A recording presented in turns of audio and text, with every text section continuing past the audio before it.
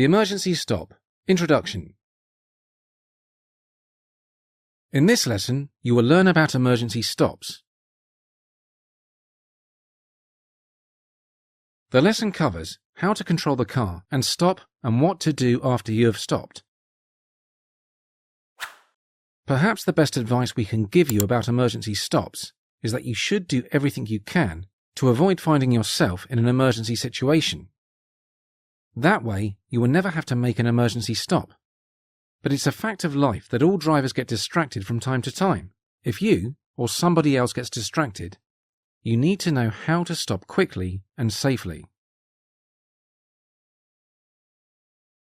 To avoid emergency situations, make sure that you always keep within the speed limits and drive the speed that is suitable for the prevailing road and traffic conditions. These are just some of the many hazards you might encounter when driving on rural roads. Always take heed of any signs you see.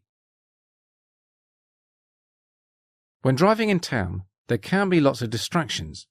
There is also an ever-present danger from pedestrians, for example, children who are playing.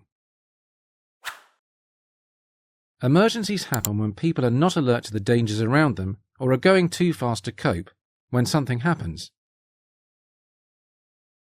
Here we see a row of parked cars on the left. What might happen? Always ask yourself, what if?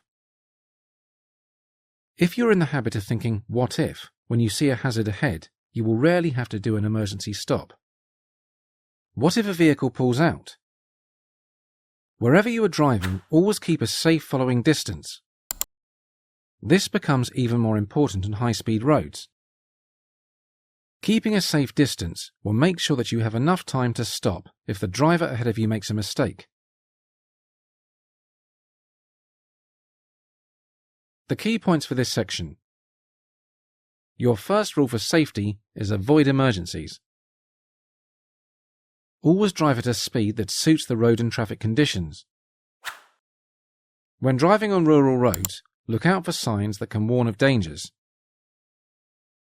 In town, watch out for pedestrian dangers. When driving, always ask yourself what if. And whenever you are driving, maintain a safe following distance.